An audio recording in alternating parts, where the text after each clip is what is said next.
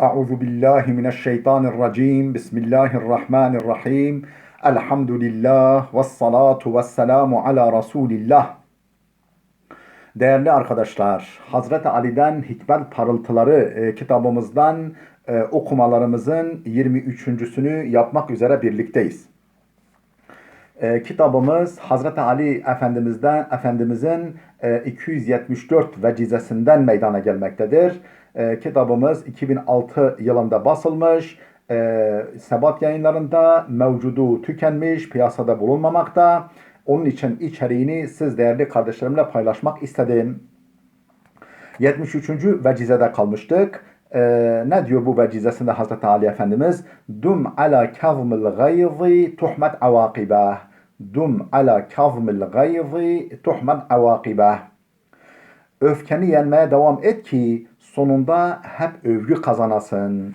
Öfkeni yutmaya devam et ki sonunda yanlış bir şey yapmayasın. Övülecek şeyler yapasın. Sonuçlarla karşılaşasın. Açıklama. İnsanız, öfkeleniriz. Hatta hiç öfkelenmemek insan için bir eksikliktir. Aristoteles'in dediği gibi her insan öfkelenir, bu kolaydır. Fakat tam adamına, tam ölçüsünde, tam zamanında, tam yerinde ve tam usulünde öfkelenmek ne herkesin kudretindedir ne de kolaydır. Bir daha söylüyorum. Ne diyor Aristoteles? Her insan öfkelenir. Bu kolaydır. Fakat tam adamına göre, adamına öfkeleneceksin, hak edene. Tam ölçüsünde, tam zamanında, tam yerinde ve tam usulünde öfkelenmek ne herkesin kudretindedir, ne herkesin harcıdır ve ne de kolaydır. Öfkesini dizginlemek, gücü yettiği halde hasmını affedebilmek olgun müminin vasfıdır.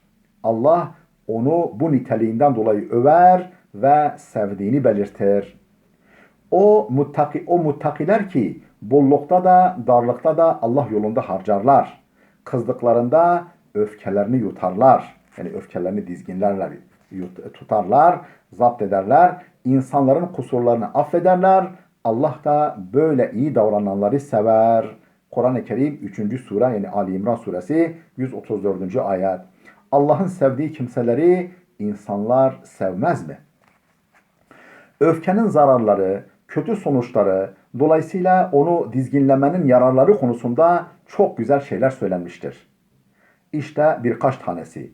Hiddet ekilen yerden pişmanlık biçilir. Hiddet, öfke ekilen yerden ne biçilir? Pişmanlık biçilir. Alessandro Manzoni. Öfkeliyken konuş, göreceksin ki pişman olacağın en güzel konuşmayı yapacaksın. Öfkeliyken konuş, göreceksin ki pişman olacağın en güzel konuşmayı yapacaksın.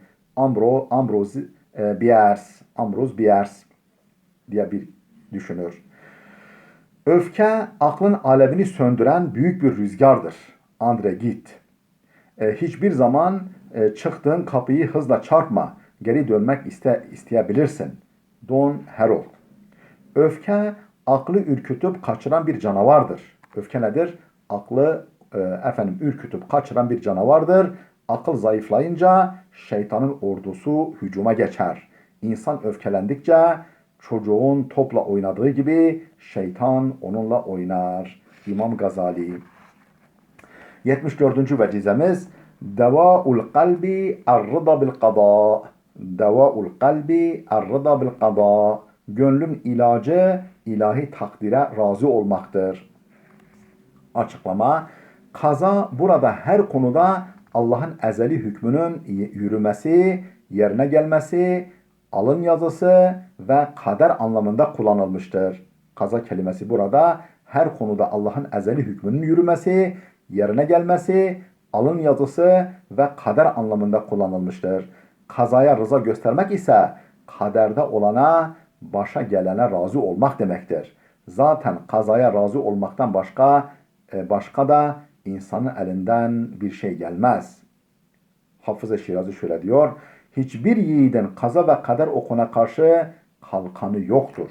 Hiçbir yiğidin kaza ve kader okuna karşı kalkanı yoktur. Necip Fazıl Kısakürek'te şöyle diyor. Kader beyaz kağıda sütle yazılmış yazı. Kader beyaz kağıda sütle yazılmış yazı.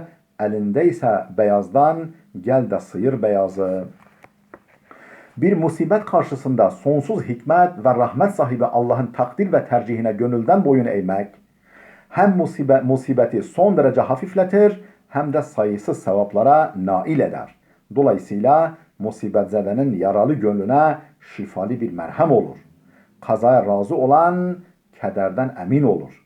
Men radiye bil kader emine minel keder denilmiştir. Şu halde kaza ve kadere razı olmak sürpriz ve tatlı sonucu sabırla beklemek gerekir. Kaza ve kadere razı olmak, sürpriz ve tatlı sonucu sabırla beklemek gerekir. Bütün akıl ve hikmet sahipleri hep aynı noktaya dikkat çeker, aynı ilacı tavsiye ederler. Hayat yolculuğuna hazırlanırken ilk kazanılacak malzeme kafi miktarda kadere rızadır.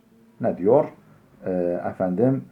Bir düşünür. Hayat yolculuğuna hazırlanırken ilk hazırlanacak malzeme kafi miktarda kadere rızadır.